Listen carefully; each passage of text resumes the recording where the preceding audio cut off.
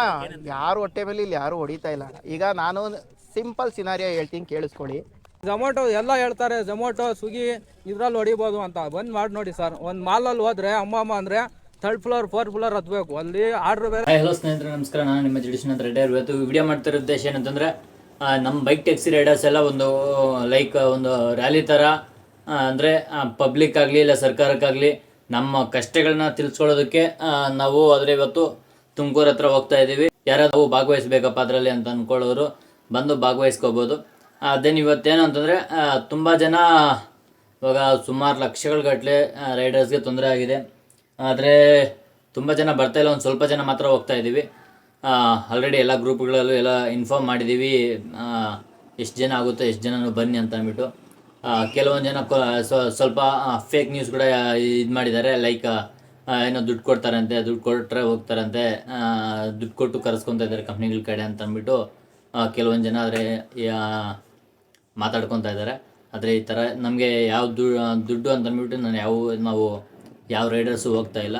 ನಮ್ಮ ಕಷ್ಟಗಳಾಗಿದೆ, ನಮಗೆ ಕೆಲಸ ಮಾಡ್ಕೊಳ್ಳೋದಕ್ಕೆ ಕಷ್ಟ ಆಗ್ತಿದೆ ಅಂತಂದ್ಬಿಟ್ಟು ನಮ್ಮ ಗೋಲ್ನ ಒಂದು ವಿಡಿಯೋ ಮುಖಾಂತರ ಹೇಳ್ಬೇಕು ಅಂತಂದ್ಬಿಟ್ಟು ನಾವು ಹೊರಡ್ತಾ ಇದ್ದೀವಿ ಇವಾಗ.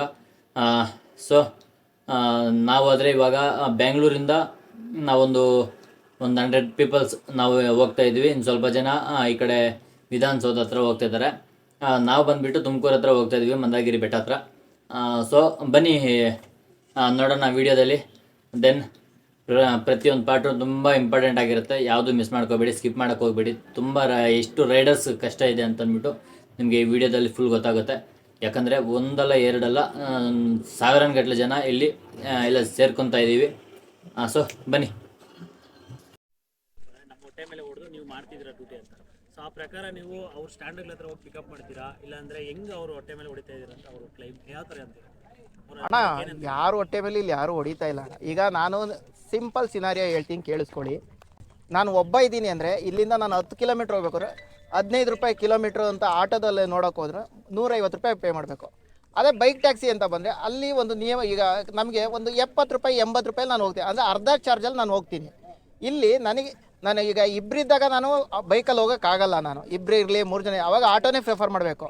4 ಜನ ಇದ್ದಾಗ ಆಟೋ ಹೋಗೋಕ್ಕಾಗಲ್ಲ, ಕಾರ್ನೇ ಪ್ರಿಫರ್ ಮಾಡಬೇಕು. ಫುಲ್ ವಿಡಿಯೋ ಯೂಟ್ಯೂಬಲ್ಲಿದೆ, ಲಿಂಕ್ ಬಯೋದಲ್ಲಿದೆ, ತಪ್ಪದಿರ ಹೋಗಿ ಫುಲ್ ವಿಡಿಯೋ ನೋಡಿ, ಚೆನ್ನಾಗಿರುತ್ತೆ.